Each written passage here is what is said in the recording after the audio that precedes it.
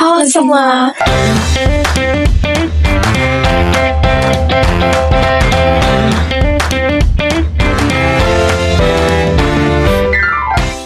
Kami saat ini akan melakukan diskusi dalam podcast ruang diskusi ini karena kami akan ngebahas tentang fatherless yang mana pembahasan ini sangat relate dengan kehidupan kita. Nah, dan juga saya tidak sendiri karena ada dua teman saya, ada Aldis dan Linda, yang nantinya akan memberikan pandangan-pandangan mereka yang juga berdasarkan teori-teori psikologi yang pernah dipelajari di psikologi perkembangan. Nah, karena fatherless ini juga sangat relate, jadi tanpa berlama-lama lagi, ayo kita bahas sebelumnya. Sebelumnya teman-teman, aku mau nanya nih, sebenarnya fatherless itu apa sih kalau menurut kalian berdua? Kalau menurut aku sendiri ya, fatherless itu ketidakhadiran seorang figur ayah di dalam perkembangan anaknya dari dia kecil sampai ya besar gitu. Kalau menurut Aldous? Kalau menurut saya, fatherless itu seorang anak yang tidak mendapatkan peran ayah baik secara emosional maupun secara fisik. Oh, berarti fatherless ini merupakan satu kunci terhadap perkembangan dari anak itu sendiri. Iya betul. Nah, kalau misalnya ada nggak mungkin teman-teman yang pernah nonton atau lihat di sosmed atau bahkan orang terdekat sendiri mengalami fatherless? Kalau teman-teman menanggapi hal tersebut bagaimana? Kalau aku kayaknya ada ya, karena ada temanku gitu, dia tuh ayahnya ini maksudnya itu kayak nggak ada figur ayah gitu kan, jadi dia itu orangnya itu agak sedikit ibaratnya itu mencari perhatian gitu sama kami teman-temannya. Jadi kayak kalau ada apa-apa gitu, guys tahu nggak aku lagi ini tahu gitu, jadi dia berusaha biar kami itu cari perhatian sama dia gitu. Kalau Aldis ada sih teman yang fatherless itu, jadi dia lebih ke pendiam, menyendiri gitu. Mungkin kan ya karena mungkin mereka ada faktor-faktor tersendirinya juga ya. Terus kalau misalnya menurut teman-teman nih, karena dia kehilangan sosok itu, boleh nggak dia ngambil dari orang lain kalau dalam sisi psikologinya sendiri?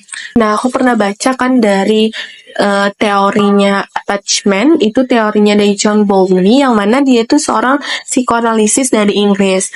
Nah, di teorinya dia menyebutkan bahwa seorang anak itu mempunyai kebutuhan dasar yang mana itu tuh berpengaruh terhadap keterikatan emosionalnya, baik itu secara hubungan antara orang tua dan anak.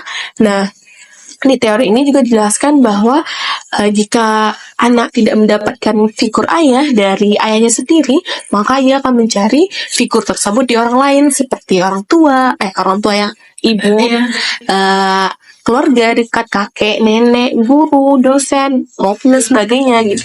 Berarti dia boleh ya untuk mengambil peran tersebut dari orang lain. Boleh, dia boleh mencari peran, karena tidak adanya peran dia boleh mencari di figur lain gitu. Tapi kan kalau hal seperti itu pasti ada sisi negatifnya ya. Soalnya seperti kita ketahui misalnya sosial media, dia mengagungkan kata dia kehilangan sosok orang tua, sosok ayah, dan dia mencari sosok tersebut dari lain. Tapi bisa juga dia malah merebut peran tersebut dari anak lainnya.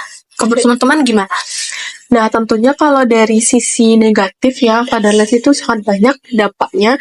Salah satunya itu bisa menimbulkan kenakalan remaja gitu, kayak terlibat tawuran, minuman keras, mabuk-mabukan. Nah, itu mungkin karena kesenangan yang tidak dia dapat dari keluarganya, terutama ayah, jadi dia tuh menjadi anak yang bebas gitu, kesana kesini bebas gitu. Oh gitu.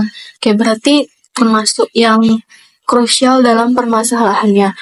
Kalau misalnya aku mau nanya nih POV dari teman-teman, kalau dari sisi laki-lakinya, kalau misalnya orang kehilangan peran ayah itu gimana?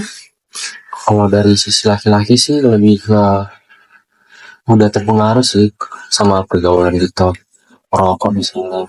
Berarti bisa dibilang setiap anak yang keluar, yang memabukkan tuh bukan berarti dia anak yang nakal, tapi dia mencari pelarian lain. Betul.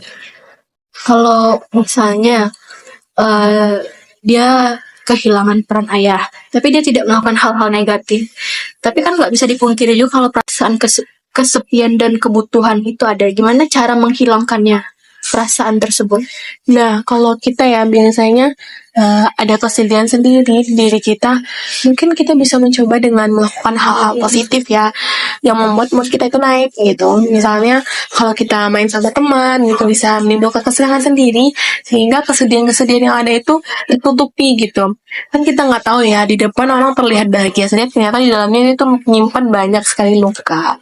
Oh iya, betul sih, setuju. Tapi kalau misalnya aku mau nanya, kalau teman-teman melihat dari sisi POV sebagai orang tuanya, itu kalian memandangnya gimana? Kalau POV dari sisi orang tuanya ya mungkin aku tuh menganggap bahwa aku nih kerja buat mereka gitu, lebih memikirkan masa depannya bukan kebutuhannya gitu. Nah kebanyakan orang tua seperti itu ya, karena aku nih kerja loh buat anak-anakku nanti, jadi makanya aku kerja di sini sehingga kebutuhan anak-anak yang lain terpenuhi, seperti kasih sayang, rasa responsif, ditanyai udah makan belum gitu. Itu kalau misalnya nih kalian berada di seorang anak yang kehilangan peran ayahnya, apakah kalian akan mengkomunikasikannya atau ya yaudahlah mau gimana lagi, kayak berserah diri, pasrah aja? Kalau Aldous gimana? Kalau aku sih mungkin mengkomunikasikan dengan orang tua. Kalau aku tuh juga butuh disayang, butuh perhatian dari orang tua. Kalau Dinda, kalau aku mungkin apa ya? Tipe aku agak pendiam, jadi kayak kalau mau cerita tuh susah, jadi lebih ke memendam dan mencoba memahami kesibukan-kesibukan itu sih. Berarti kesimpulannya itu fatherless itu benar ada berdasarkan teori dari John Bowlby, dan pastinya setiap permasalahan itu ada penyelesaian masing-masing, yang salah satunya mungkin dari sisi komunikasi. Ya. Kayak kita sebagai anak, kita boleh kok untuk ngomongin apa yang kita rasa, dan sebagai orang tua kita juga harus mendengarkan gimana anak tersebut berkomunikasi dengan kita, dan semuanya pasti ada sebab dan akibatnya, alasan tertentunya. Jadi kita nggak boleh saling judge antara satu sama lain, teman-teman. Nah, karena pembahasannya sebenarnya kalau mau diulik lagi lebih dalam itu kayak sangat amat berat dan butuh ahli-ahli tertentu. Mungkin cukup sekian pembahasan dari kami. Lebih dan kurang kami mohon maaf. Kalau misalnya teman-teman ada tambahan tentang fatherless atau ingin bercerita nih, boleh hubungin teman-teman kita mungkin di Instagramnya. Ya, boleh nanti tampilkan aja di link ya. Di linknya. Oke. Jangan lupa like, komen ya teman-teman. Bye bye. Dadah.